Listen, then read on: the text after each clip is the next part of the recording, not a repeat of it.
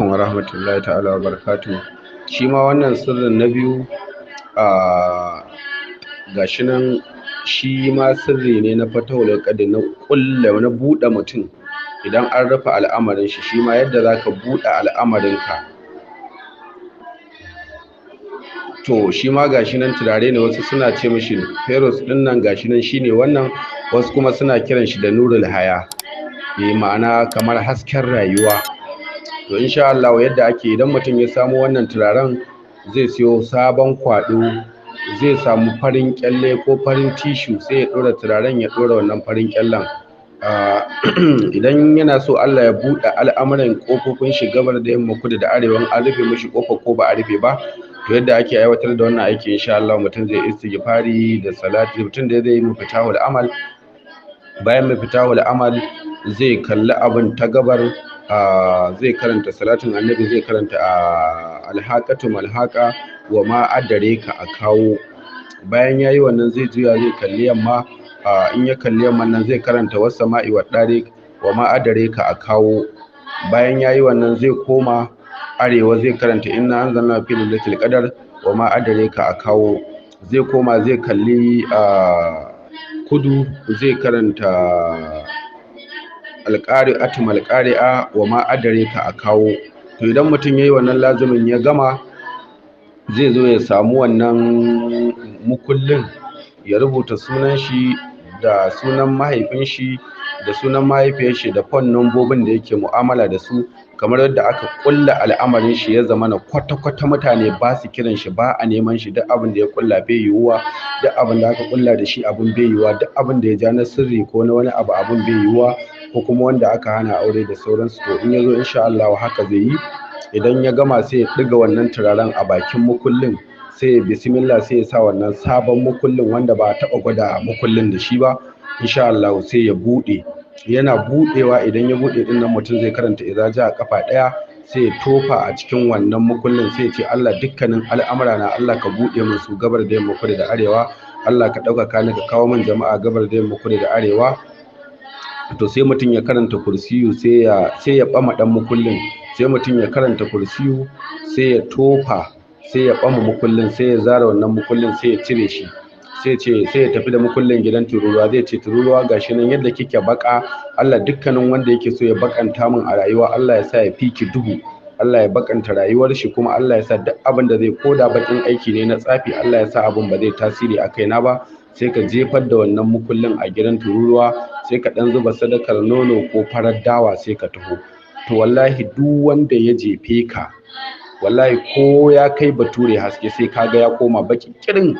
Sannan kuma dukkanin yadda al'amuran shi suke na farin ciki, da sai kaga ya koma ya shiga cikin kunci da damuwa. Haka kuma in Allah da kai, duk abin da ka tinkara sai ka samu jama'a da ɗaukaka da farin jini. In kasuwa ce za a samu kasuwa, in harka ce ta mu'amalar makaranta za a samu mu'amalar makaranta. To daga nan mutum zai dinga ɗiga turaren nan kaɗan a cikin ruwan wanka, yana wanka da shi. To amma fa gaskiya yana kawo farin jinin mata da kuma manya-manyan mutane. Musamman wannan sirrin yana da kyau ga 'yan siyasa ko 'yan kasuwa ko malamai. Insha Allah in dai aka yi wannan sirrin, za a yi mana addu'a, domin sirrika ne na yankunan Asiya. Sirrika ne za a ga su suke amfani da shi. Mafi a sirrin ba ma ya fito hannun musulmi ba ne, ko in ce ko da ya fito hannun musulmi, to za ga ƙasar ba wai mutane ne wadda suke da wannan ba. In dai an aiwatar da wannan sirri, insha Allah za ka ga duk abin da aka yi, mun yi sirrin nan bila adadin, kuma an yi shi, an jaraba shi yayi. Da haka insha Allah kuma gashi nan mun zo muku da shi a jaraba. Tunda wasu sirrikan sun zo, ya kamata a saki wasu. Duk wanda muke mu'amala da su sun san mu da wannan sirrin, kuma duk in an yin kowa aka zo da shi, za ga Allah ya fitar kunyar. Duk yadda al'amarin mutum sai kai da cikurkuɗewa da lalacewa, in dai an yi shi insha Allah za ga an samu biyan bukata a kansu. Don neman ƙarin bayani ana yi kira a 081 300 10609. Mai magana Alaramma, wanda aka fi sani da barista, wanda aka yi malakabi da maji daɗin rauhanai Zaria. Wanda ake so a rufe ma al'amura, haka mutumin da ake so a rufe ma al'amura wanda ya cutar da kai a rayuwa, insha Allah shi ma ana tofa faman na kasafa inna ma yankus kafa 7, sai mutum ya ɗiga turaren. Idan ya ɗiga wannan turaren, zai danna mukullin ya rufe, sai ce Allah, na rufe al'amuran wani, ko na rufe al'amuran makiyana. Idan mutum ya gama insha Allah sai ya je sai ya yadda wannan mukullin. to insha Allah su ma mutane ko sun kai mutum 1000 haka macen da ake so a kulle akan kada ta yi lalata da wani mutum ko kuma ake so a kulle ta kada ta yi soyayya da wani mutum, to insha Allah su kuma ana aiki ne da yuhibbunahum ka hubbillah wallazina amanu ashaddu hubban lillah. Haka mutumin da yake maka shishige yana ganin ya fi ka al'amura ko ya fi ka wannan ko ya cutar da kai walau ma'aikaci ko wannan ko kuma za a bi wata hanya da ake so kar a ci karo da barayi, to insha Allah idan mutum zai fita shi ma zai ɗaga wannan turaren, mutum zai tofa lamyam sassunsu, idan ya tofa lamyam sassunsu sai ya ɓame wannan mukullin sai ce Allah dukkanin wani abu da zai ai cutar da ni, walau shi wannan sirri ne amma na masu smogal, masu ɗaukar abu daga wani gari ko mota ko harkar shinkafa ko harkar mai ko taliya ko wani abu da sauransu, to su suke amfani da irin wannan sirrin.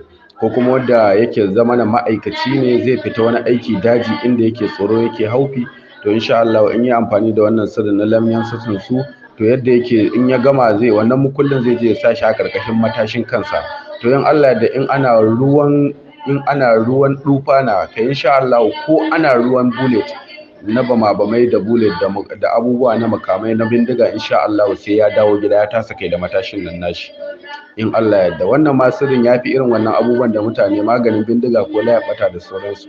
Wannan duk abin da in dai wani abu ne na halitta ko sauro ne bi iznillahi ta'ala, in kai wannan abin ka bar shi a gida ba zai cutar da kai ba inda zaka je har sai ka dawo lafiya ka riski kanka lafiya insha Allah. Haka kuma idan matarka ne in ka fita gida aiki ita ma tana fita zuwa wasu gurare, to insha Allah in kai mata wannan da niyyar ka kulle ta a gidan, to bi iznillahi ta'ala ba za ta iya tinkara kowa ba, ko wani mutum ne ya tinkare ta akan maganar banza insha Allah kafin su gama maganar jini ya yanke mata, jini ya sauka yana zuban mata insha Allah. Amma dai bamu ba da sirrin dan a yi shi dan mugunta ko dan wani abu ba insha Allah, kuma za mu bayanin yadda sirrin yake daki kuma kar a duba yanayin tsadar turaren ko wani abu, a daure da Allah a aiwatar da waɗannan sirrukan mujarrabai ne. Dan neman ƙarin bayani ana iya kira a 081300100609. Sannan yan uwa al'ummar musulmi, kar ku manta da danna mana subscribing da like da share. A ta haka ne a duk lokacin da muka ɗora sababbin sirrukanmu za a sanar da kai tsaye.